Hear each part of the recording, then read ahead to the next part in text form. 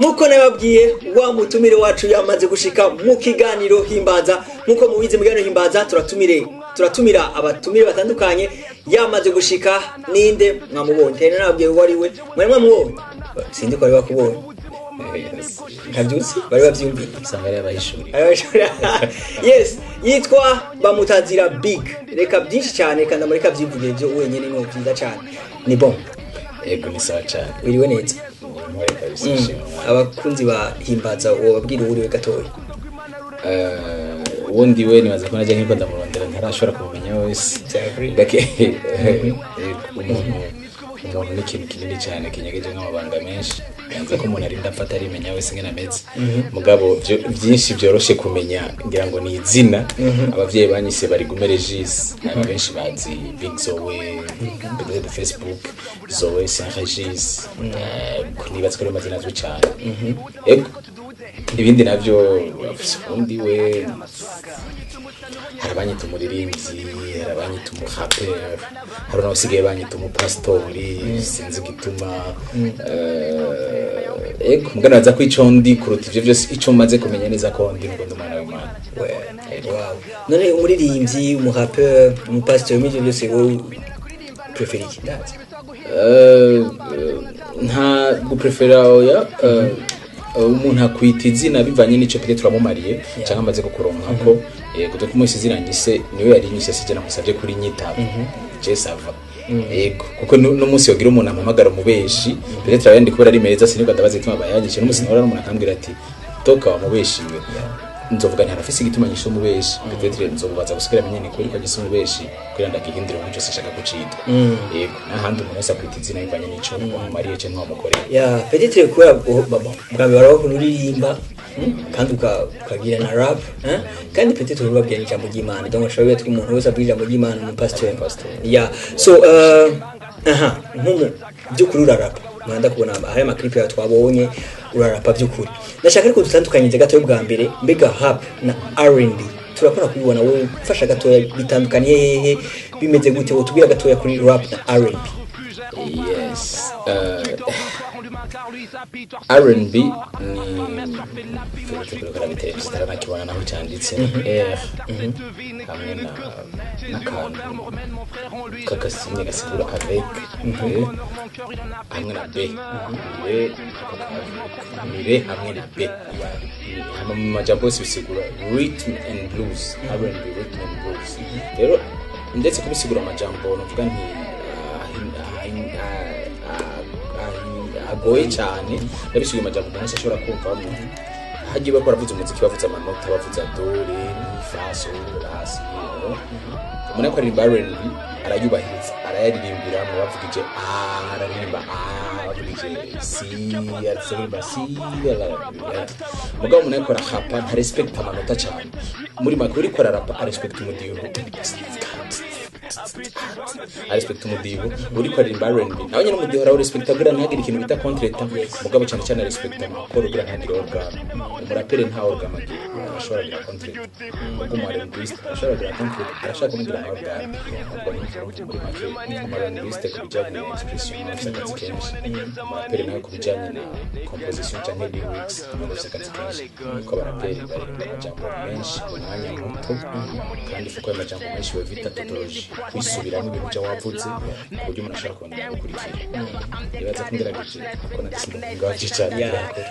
ni bon anashaka gatoya rero ko wowe uratera rap shaka gatoya gukwita ka freestyle gatoya ko turi kiganiro himbaza tuhimbaza Imana turi kumwe nazo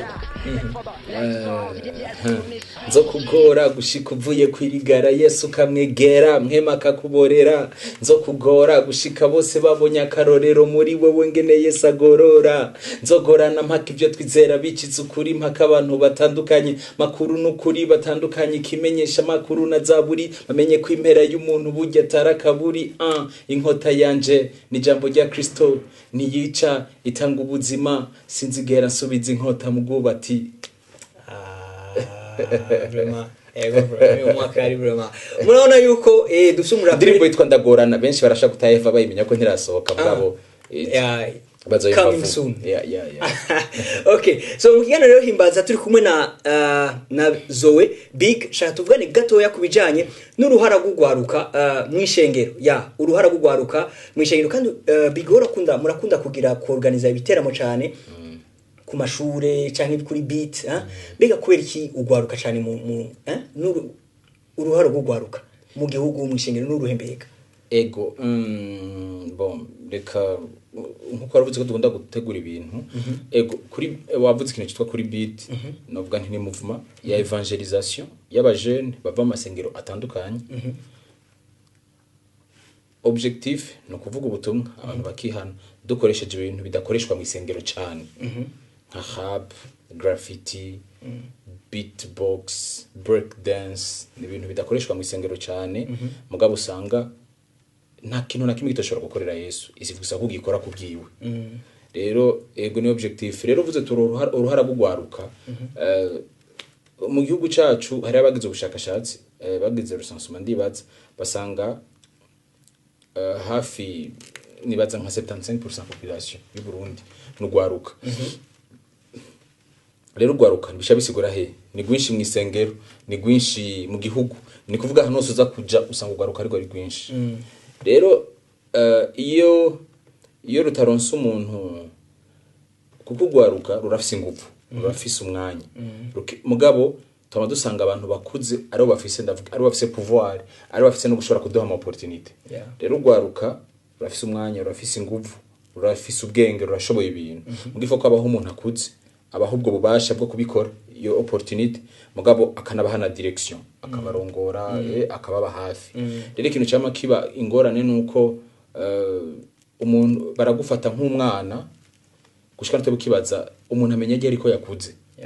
Rero ntibigeze bakuzeza ibintu imuhira ntibigeze bakuzerwa gwa responsibility muri eglise usengera abantu ntibigeze bakuzerwa gwa responsibility ahantu ukora nko ngaho ugasanga bagutura responsibility duto hari mu munsi umwe bagacabira tuvuga umunsi umwe bagukeneye kuko ibintu binini kubera wa undi yabuze mugaba batigeze babiguha batigeze babikumenyereza. Rero umva ingorane gace ziba muri famille muri church umunsi umwe papa akurabuza abana gutwara imodoka umunsi umwe papa agacagwara bagakenera umuntu atwara imodoka bagasanga abana bose ntibazi imodoka ko nta nimwe yayigishije. Hagashaba ingorane imodoka ikabiri kiba marira hari umuntu aremvye mu nzu ari ngaho muri church même chose umunsi umwe umurongozi w'abaririmbye arafatirwa kuko hama harongora umwe mwasi yogirira confiance abandi mugaca muri umuntu arongora umunsi umwe pastor arafatirwa dimanche ageze kuvuga ubutumwa mugaca mupfu wo muhaye kuko nta wundi yari yaramenyerejwe havuga umwe. Donc revuga rero niyo ngorane ugwaruka rw'amarugira ugwaruka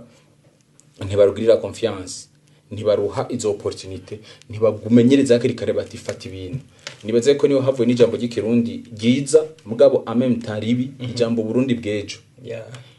ni giza ubyumvirije ko ni giza muganaza ko benshi barikoresha nk'akantu k'akadroge ko gusamaza ugwaruka ntiyaragera muri mwebwe nejo ntiharagira mwebwe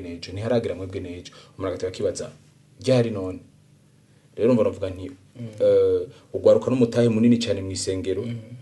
Haima bien sûr sinshaka kuvuga nko kumenga no gwaruka gusa badaha opportunity mugabo Paulo yarandikiye Timoteyo aramubwira ngo wirinde ntibakugayira ubusore bwawe kandi ube akarorero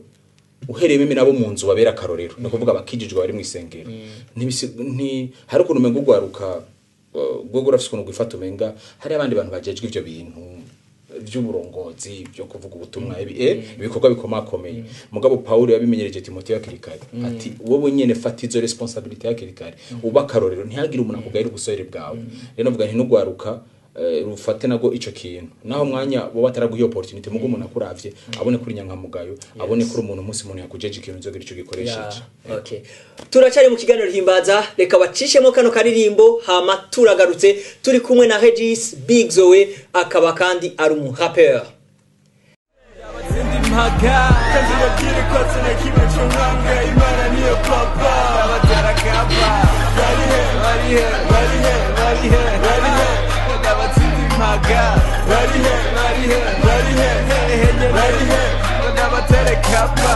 man nubona nipo we mwisite ngo yibagire ko fise nouvelle identité sindi umupasta sindi n'umugangsta ndi umwana w'Imana na Satani ndamutesa niwaza ico ushaka gatuma kinashika urukunda dukunda ntabwo rugira imipaka ni Yesu my brother my father my God ndavira muri Yesu uzonyite SOG undavyibone Yesu niba ndonzera bazohura na Yesu bakoranye abapfumu bazane n'abarozi nanje nzane Yesu wanje abacapa amakonzi abapfumu biki abarozi niki baza Farawo barayambaye imbere ya Mose afise inkoni gusa nanje mfise mpemu yera reka ndakureke ubwira ibikurikira Mwana w'Imana natufise cyo nkanga abarondera beef jewe ndabatera impaga Mwana w'Imana nta na kimwe cyo nkanga abarondera beef jewe ndabatera kapa ndababwire ko atana kimwe nkibuze Yesu ndamufise ndabatsinda impaga kandi babwire ko atana kimwe cyo nkanga Imana niyo papa ndabatera kapa barihe ndabatsinda impaga barihe ndabatera kapa fisi zatotse gusa ubu muzotsindwa kapa waremye ijuru n'isi ubu niwe yitwa papa muri we n'impore oya ntagupapa byose muri we pengine hutapata mu mufuko bishimira amahera nanje mu mutima ngendana ubuzima budahera sifise ubutunzi ahubwo ndi ubutunzi urabaza Yesu niwe yankunze nta munsi bamwe bibwira bibesha ngo nta bundi buhinga bashire kwibiganza bavura ata muganga ndabizi nta bubire tega amatwi nkubwire Yesu niwe buhinga man Yesu niyo grief ntashobora kwambura adresse ni Yesu ahandi hose uzombura unkoze kuzobukoze kucisha gimana simvumikana gato mfise kamere k'Imana umwana w'Imana naco mfise cyo nkanga abarondera ibifu jewe nzobatsinda impaga umwana w'Imana nta na kimwe cyo nkanga abarondera ibifu jewe nzobatera kapa ndababwire ko atana kimwe nkibuze Yesu ndamufise nzobatsinda impaga kandi babwire ko atana kimwe cyo nkanga Imana niyo papa ndabatera kapa barihe ndabatsinda impaga barihe ndabatera kapa 1 for the Father 2 for the Son 3 for the Holy Ghost yeah 1 for the Father 2 for the Son 3 for the Holy Ghost okay ain't no party like a Holy Ghost party cause a Holy Ghost party don't stop ain't no party like a Holy Ghost party cause a Holy Ghost party don't stop ndabatera kapa. Yes, nkuko nababwiye ndibaza ku karirimbo murakabonye turacari kumwe na Big Zoe akaba ari umu rapper nkuko muhejeje kubibona turacari rero mu kiganiro himbaza Zoe mbega iyo ndirimbo mwarimbanye na Prince mbega byagenze gute mwashatse kuvuga iki ego bondabizi je na Prince tumazigiye dukora indirimbo zifise amatitre sinzi ko navuga ntatari ecclesiastique kuko abantu bamenyereye indirimbo yari z'Imana zitwa amaraso ya Yesu saraba ukwihangana ibigeragezo mugatubwi iyo ndirimbo yitwa kapa kapa nibaza ku bantu baba barakinya makarata yo mvugo barayize muri mu makarata kapa niyo uwo muri ko murahiganwa wa mutsinza dakozemo harubikana ng'amajambo genre kapa impaga donc genda ubabwire ko atana kimwe nkibuze Yesu ndamufise ndabatsinda impaga genda ubabwire ko atana kimwe cyo nkanga Imana niyo papa ndabatera kapa barihe ngo ndabatsinda impaga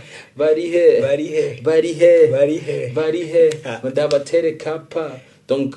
umuntu yumvirije amajambo arumva message dushaka gutanga hanyuma amatitre tuziha amatitre kugira ngo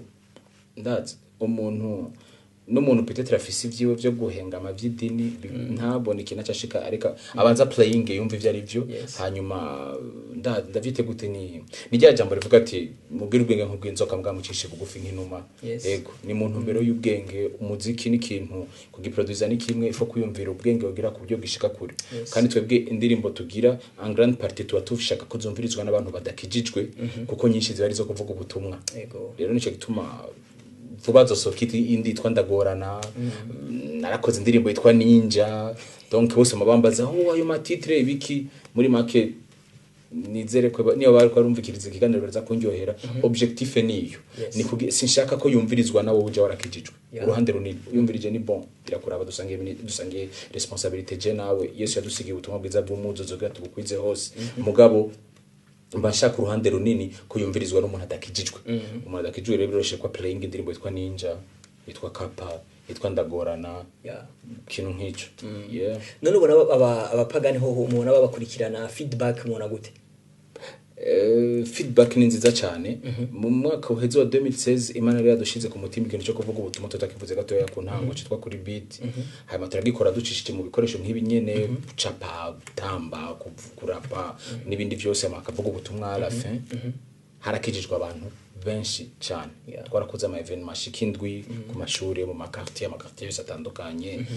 hari umwaka uheze n'igihugu cyari kikimeze ukuntu yego mugabo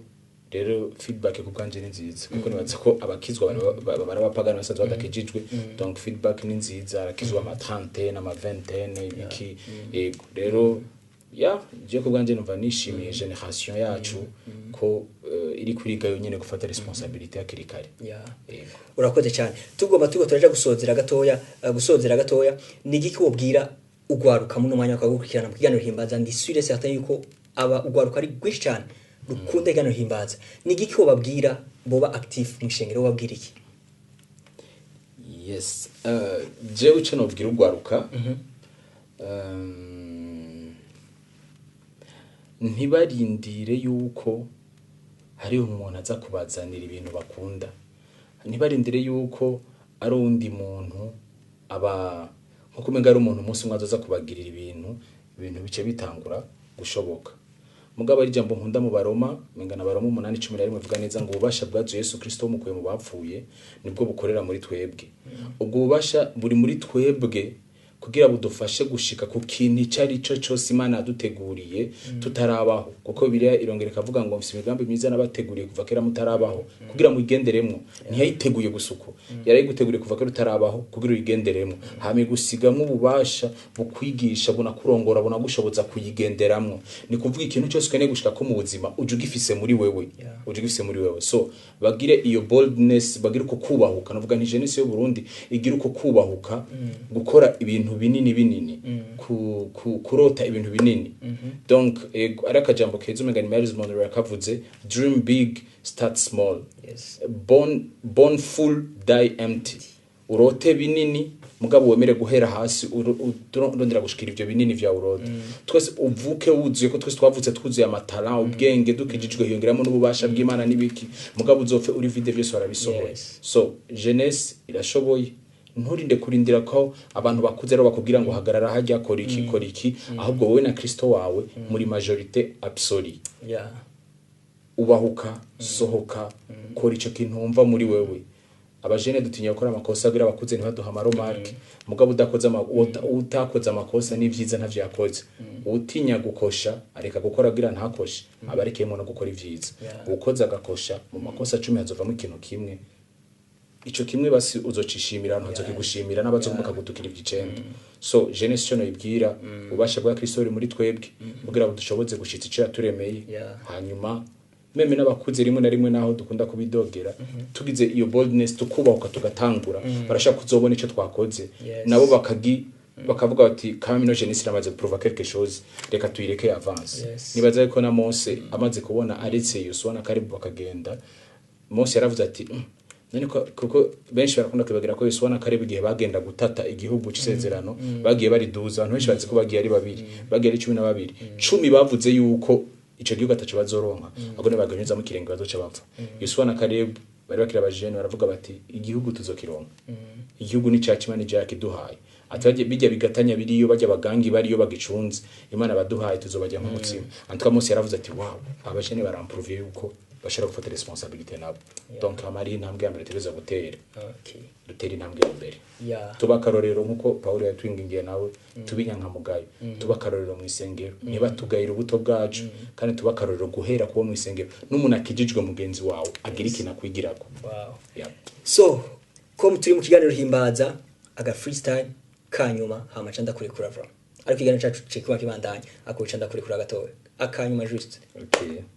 wagendagenze ku mazi atahindutse ibarafu wavuze ijambo rimwe gusa arazarava mumva nanje kwitwa umwana wawe bimpimbara kumva inkuru zinshi je gusa nsiba kuzumva mugabo naho nzoba ngeze kumva nzokuvuga ko amahera ubutunzi umuntu abironka nahaga kagumana ubwoba kuruta nutaca afise Yesu wenyene niwe solution y'ubuzima niyo mpamvu indirimbo yanje itazohinduka ni Yesu mvuga Alpha and Omega, Morning Star, Anointed One, Holy One, Adonai, Everlasting Father. Wow. Mwumvise rero ko murakurikirana ikiganiro himbaza turi kumwe na Big Zoe. Mwumvise ko yabwiye ko ububasha bwazuye Kristo mu bapfuye bukorera muri wewe uri kurakurikirana ikiganiro himbaza turaca bandanya mu bandanye mu gihe ikiganiro himbaza Regis. Antuka vraiment.